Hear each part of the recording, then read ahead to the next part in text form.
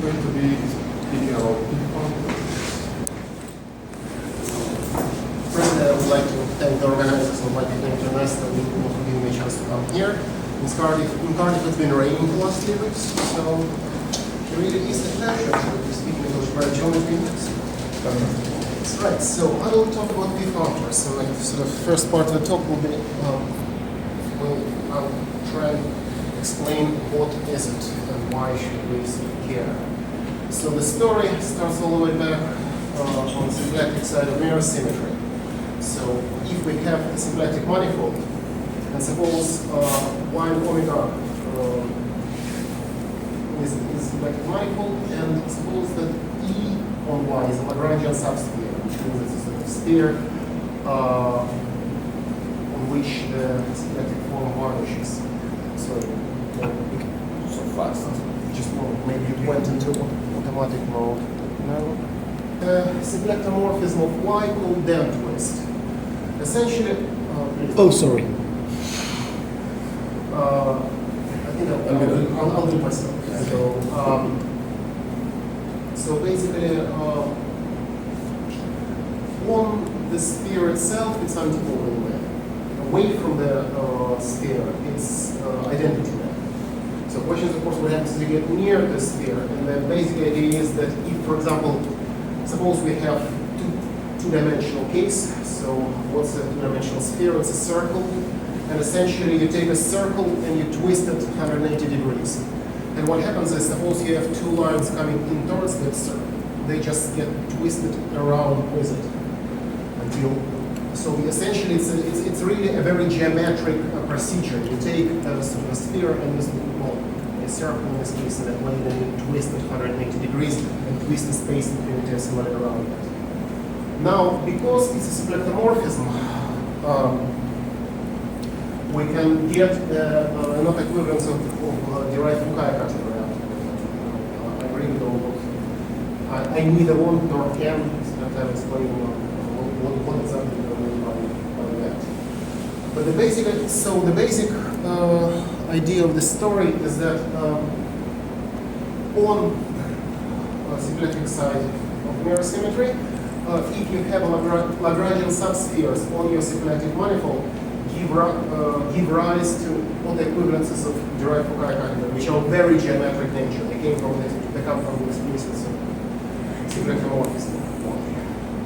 And then if you fit this through this thing here, I'm less likely to select gesture.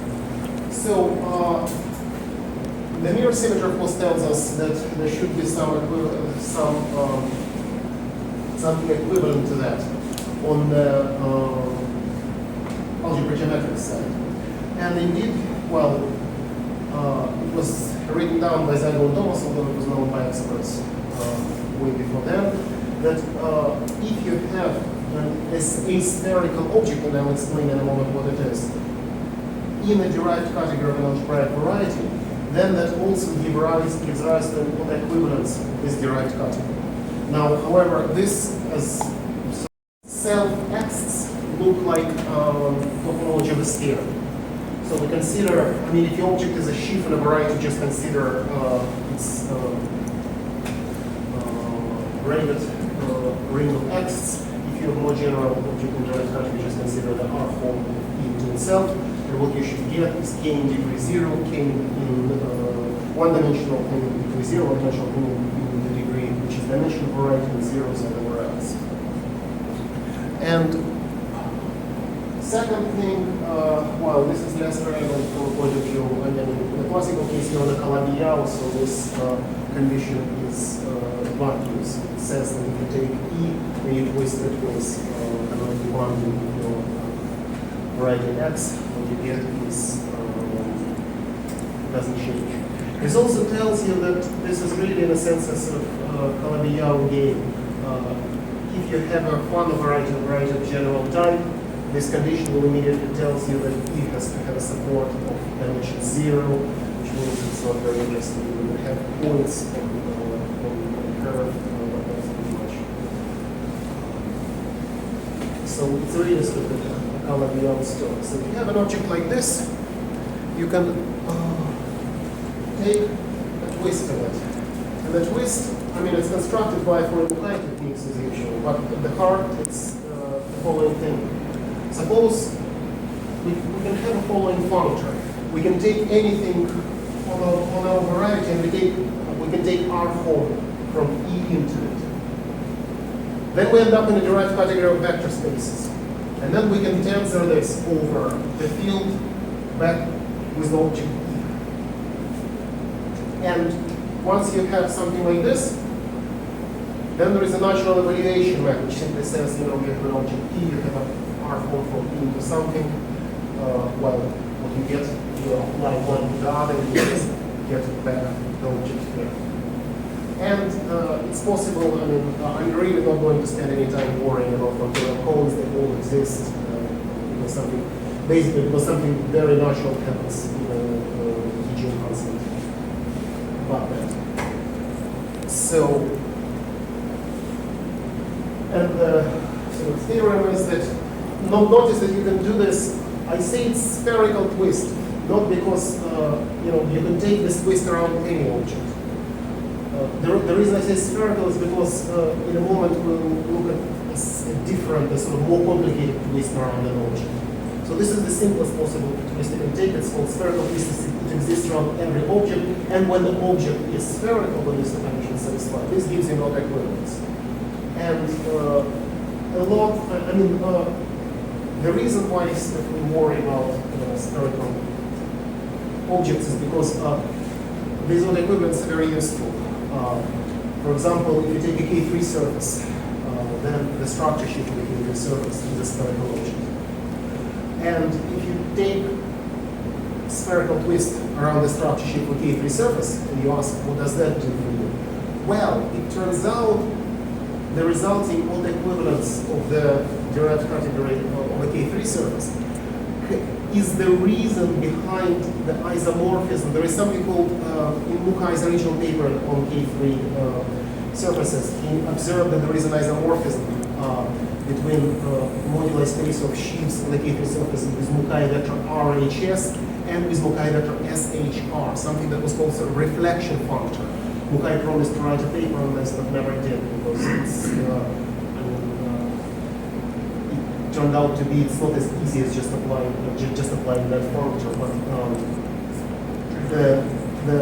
the fact that the spherical twist with respect to structure sheet of K3 surface is not equivalence is the sort of the deep underlying reason behind that isomorphism of modular spaces.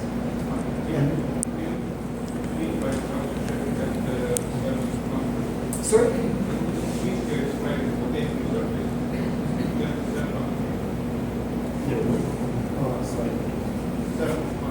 The function is shifted by 2 cubes.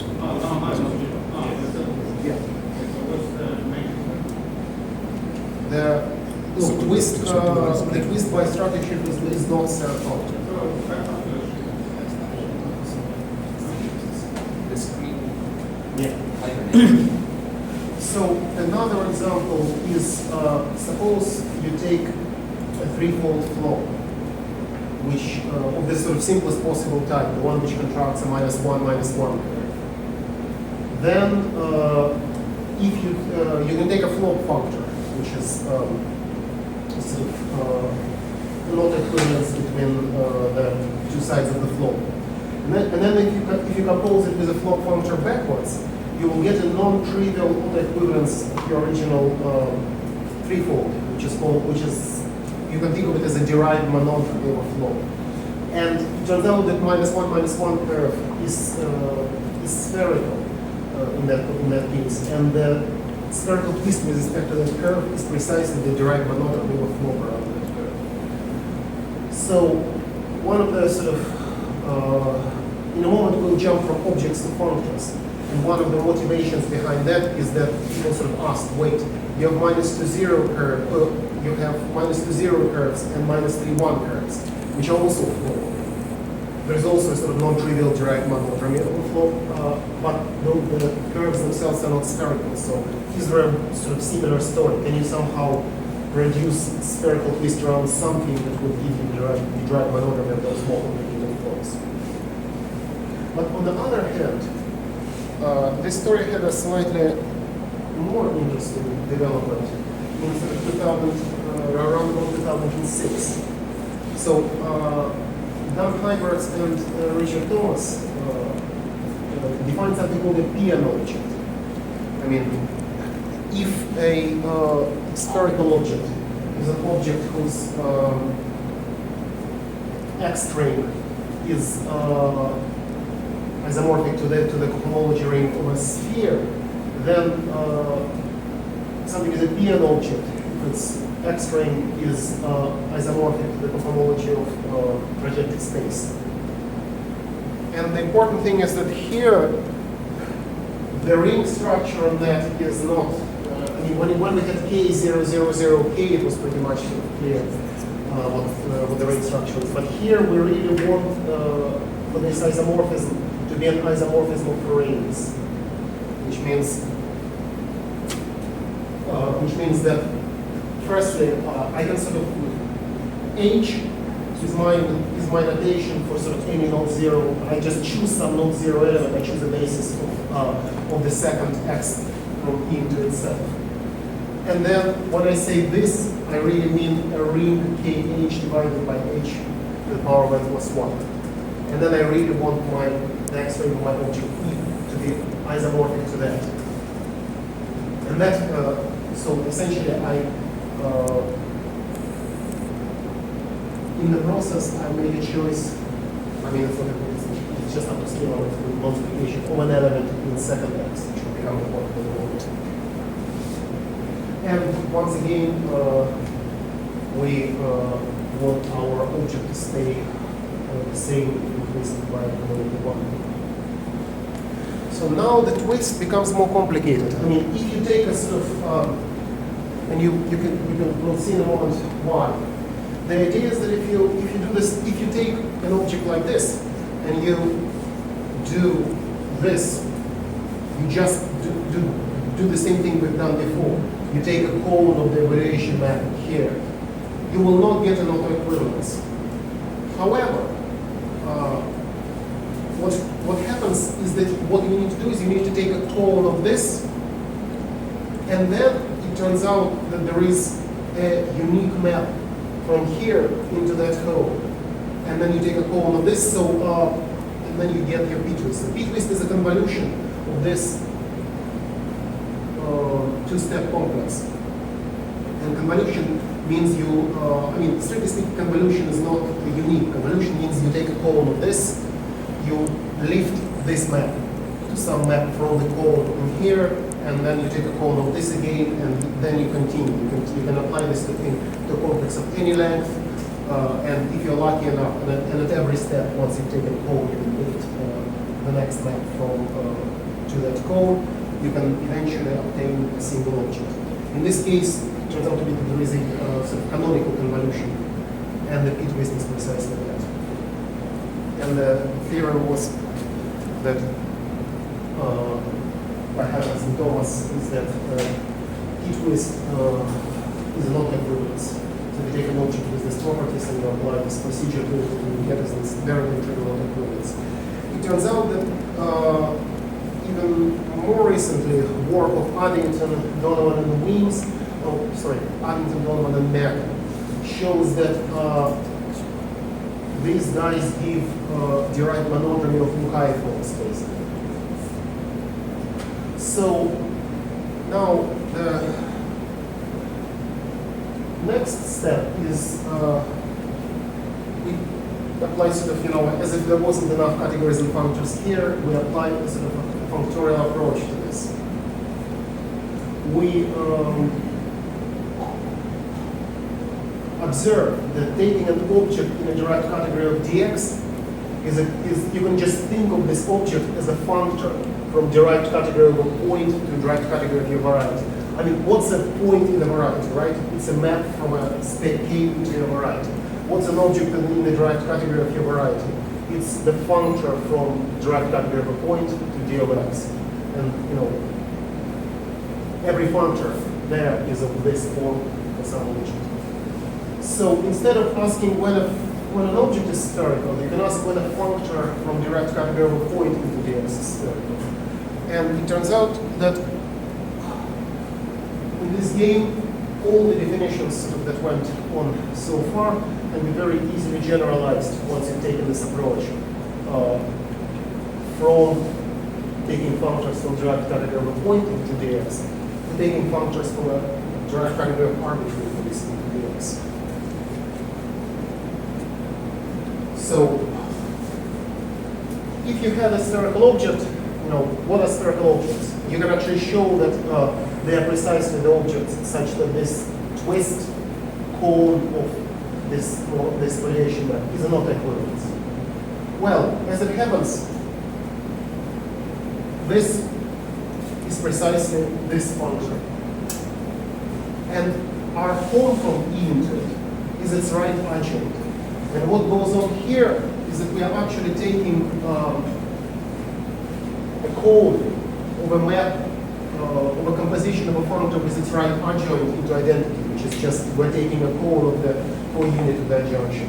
And it turns out that the right thing that corresponds to spherical objects are simply functors from dz into dx, such that both the cone of the unit of that junction and the cone of the co-unit of that junction are the equivalences. So after this was sort of realized and worked out, the question was, well, very good. So spherical objects lead to spherical functors. And spherical functors come with two autoequivalents. Spherical functors are these special functors which generate two autoequivalents of the source and target variety. So what do you do with PN objects? Maybe somehow link them to functors.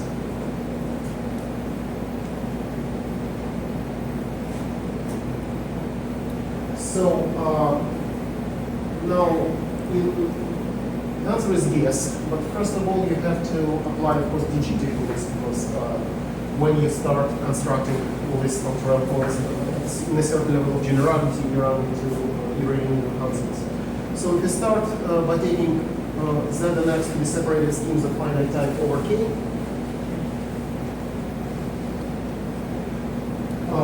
then I would like A and B to be small DG categories with which Marie enhance Z and X. What I mean by this is that the derived category of perfect modules over A and B is equivalent to dB Koch. So derived category of perfect modules over A is equivalent to dB Koch of Z, and derived category of perfect modules over B is equivalent to dB Koch of X. So Marie enhance a DG category which Marie enhances triangulated category is simply a DG category whose derived category of whose modules is equivalent to that triangulated category. So suppose I have now a plot equivalence of dz, which comes with a morphism called sigma from H into identity. Now,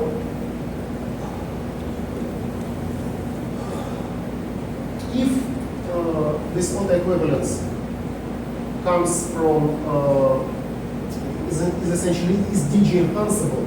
This means the general sort of theory tells us that we can lift pair H and sigma, that we can lift H to some element in the derived category of AA bimodules, which is equipped again with a morphism from H into diagonal bimodule that corresponds to identity function. So in this enhancement framework, this category enhances, well, a certain subcategory of this category enhances is the natural sort of DG enhancement of the category of quasi-functors from dz to dx. So once we have that, we can do the following construction. Suppose we have following complex. So the elements of this complex are simply various powers of our autoequivalence. Of course, since H is a bimodule, what I mean here is that the tensor product and copies of H. And the morphism, well, at this step, at first step I just take sigma, homomorphism from H2 to H, I take alternating sum of identity tensor sigma and sigma tensor identity. And then at every step here, I simply take a sum of maps which are identity everywhere, but at one polynomial H. So if sigma is 0, then I'm simply taking a direct sum of various powers of my nucleus. Now, the thing is, what this means, it means it's a convolution. This means that in DAA, there is some object which can be obtained by the procedure of taking a cone, lifting this map, taking a cone, and so on. The way this is really constructed is I take not just an object of DAA, but I think of H as a specific bimodule. Then I have many ways to lift this map from a derived category to a map of bimodules. They all differ by boundary. And it turns out, and once these are sort of real modules and sort of real maps between modules, then all these maps really on DG level compose to 0. For example, if you take this map here, this sum, and then you map it to A. Just a moment.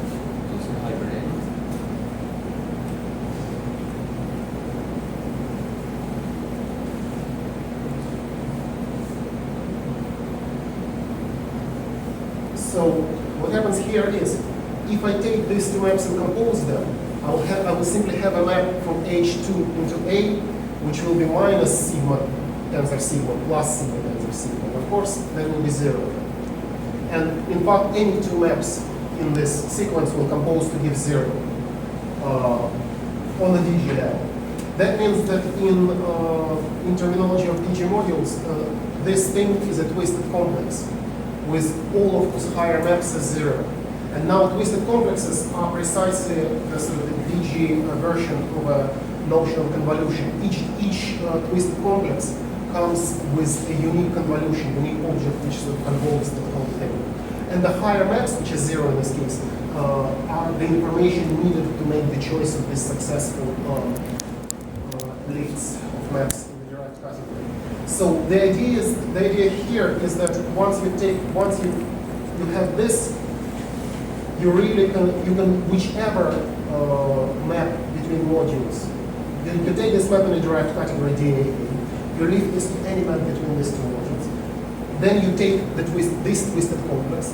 This defines you an object here. And of course, if you take two different maps which differ by boundary, the two objects produced here will be isomorphic. So the bottom line is, if you have this equivalence bimodule with a map into diagonal bimodule, you have a canonical object which sort of corresponds to this. And then I take Jn is simply, I take a truncation of it. I take the same complex, but I don't take this one last step. As we do because become more in a second. So once I have this, I make several observations. First of all, Qm has a natural A algebra structure. What do I mean by that?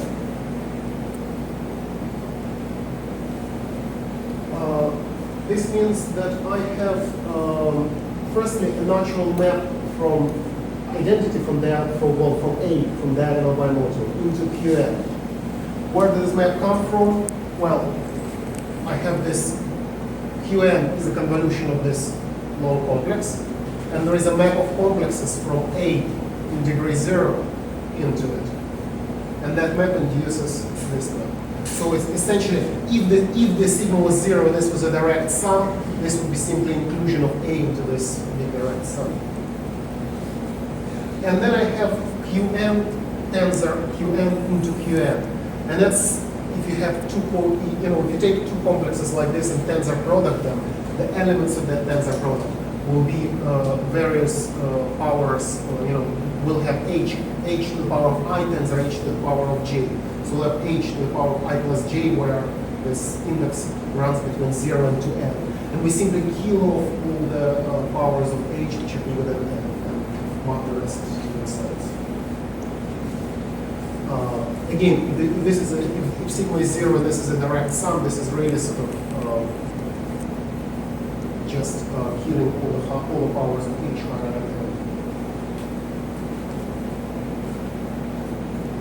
And second observation is that just like Qn has a natural map from A into it, Jn has a natural map from H into it. Again, we think of H as a complex with H sitting in degree 0, and then we just have a map going like this. So now, once I have all this, I can explain what the P-functor is. Oh yeah, and one last thing, and the reason for introducing J in the first place is that we have these objects are essentially related in the following way. There is a natural map from Jn into A, which just says, take A in degree 0 and map H by sigma into it. And then if you take a cone of this map, then you will simply obtain Qn.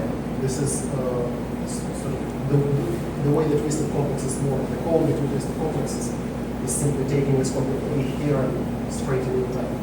So we get this.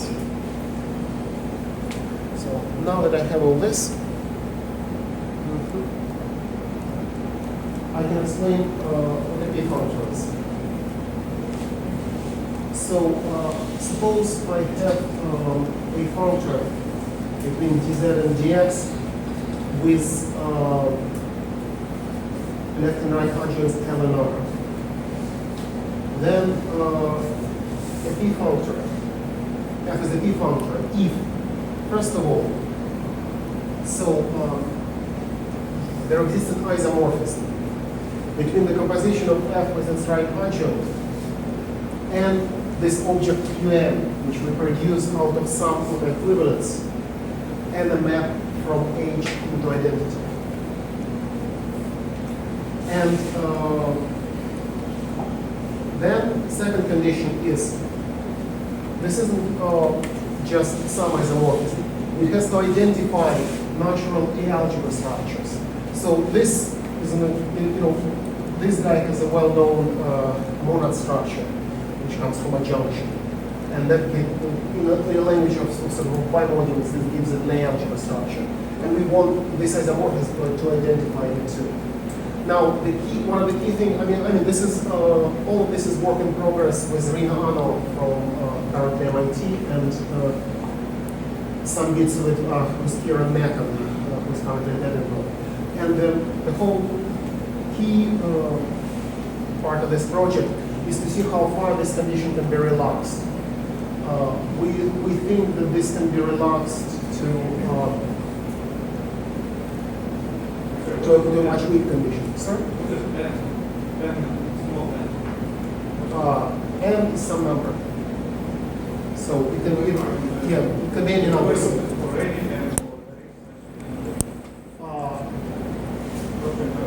Well, it will be pretty hard for RF to be isomorphic to Qn for two different from Qn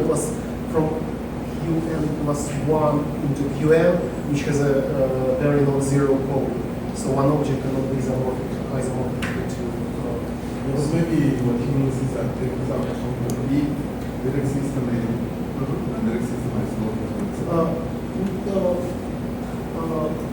No, I understand the question by Elias if this has to be one term or if it has to be true for all n, but the thing, yeah, sorry. Yeah, but the thing is, all I'm saying is, once you fix your equivalence, then it's not possible for this isomorphism to exist for two different terms. So yes, there exists isomorphism like this for some n, some h, and some map sigma. And finally, right adjoint has to be isomorphic to left adjoint, and with the difference between right and left adjoint is essentially nth power of this equivalency of starting place. To relax the monad condition. Yeah, so the monad condition can be relaxed. Essentially, if we go back a little, So this, so it's best to explain, I mean, the multiplication, it's sort of clear what the multiplication here is. You know, if you have, for simplicity, think of sigma being 0. Then you have direct sum of identity, h squared, hn minus 1, and so on, running all the way to hn. Multiplying the two together, you're simply, when you multiply the two together, you sort of, your hi times hj goes to hi plus j. Suppose now qm is isomorphic to rf. We can therefore use multiplication in rf, in the adjunction moment, to induce some multiplication on this direct sum, h squared, hn minus 1, hn, and so on. The perfect monad condition will demand that that multiplication matches the natural one perfectly. H squared times h cubed goes to h fifth. We think it will reduce to an upper triangular condition, meaning that this new multiplication works like this. Any hi times hj goes to hi plus j plus some smaller powers of h. And it has to be identity, so the hi plus hj goes to hi plus j, direct sum, lesser powers of h. It's identity on hi plus j part, and we don't care what happens to this. So it's basically instead of having identity matrix, we allow if you write it in certain coordinates instead of having identity matrix, we're asking for to have an upper triangular matrix. Sir?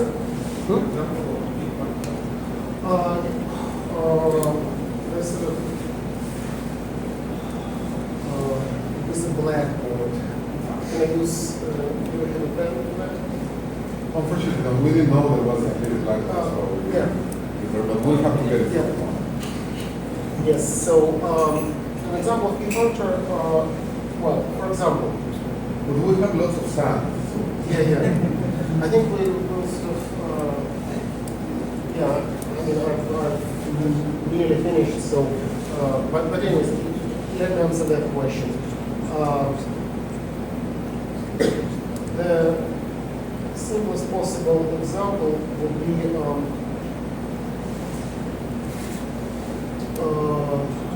suppose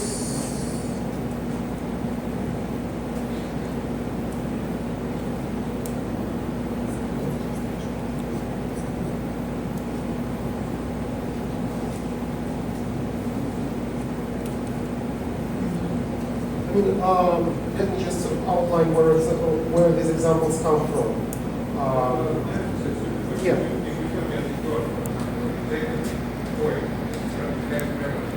Yeah.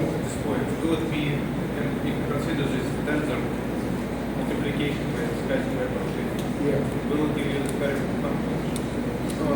Will give me what?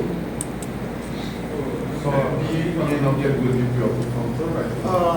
So an object will certainly give you a P-functor. That's the way this whole thing is set up. Sort of the simplest example of an object is tangent is 0. So if you take a PN and if you take a cotangent bundle of PN, then there's 0 section. I mean, it's precisely a PN object. Now the cotangent bundle to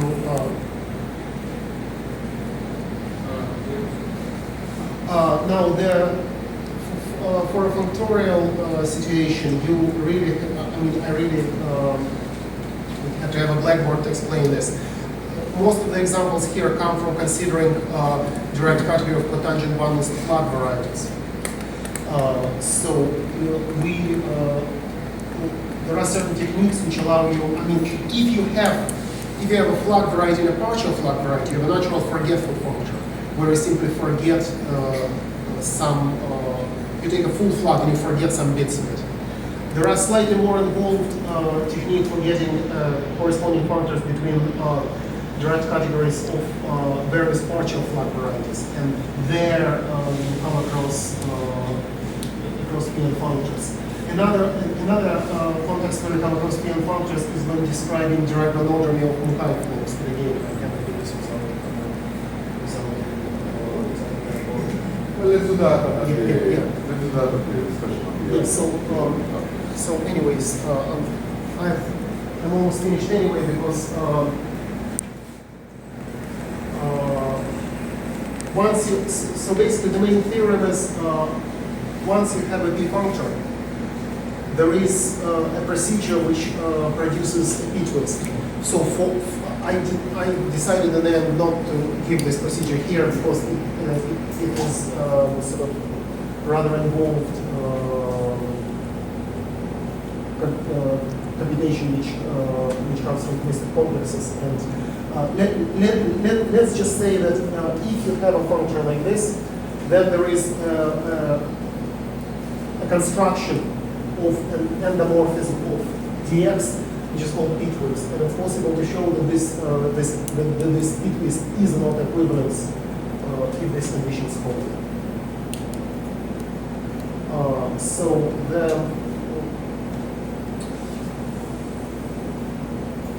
the last thing I'd like to say is that is the sort of some the reason and another reason to worry about these functors is that there is a rather famous braid group. I mean, another motivation for this stuff comes from geometrical representation theory. There is a rather famous braid group action on cotangent bundle of full flat variety constructed by Holmes and Thomas, which is all constructed out of twists around spherical functors. And we expect that there is a more complicated structure called generalized braid monoid, whose categorification is a network of functors between derived categories of full and partial flat varieties, which consists of spherical functors, of P-functors, and of something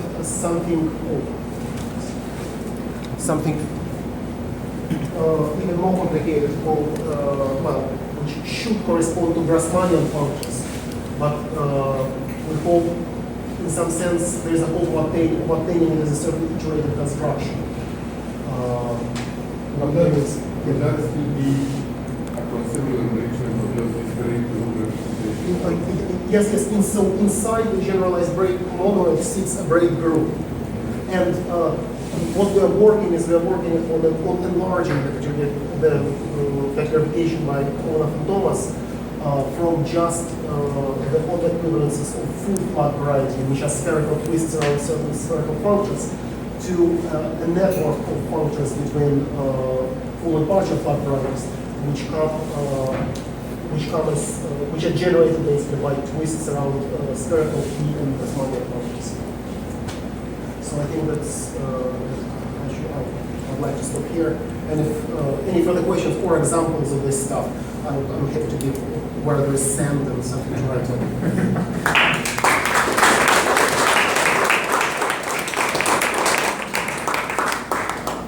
Any other quick questions?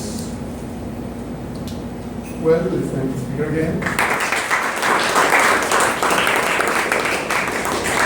So let's go to the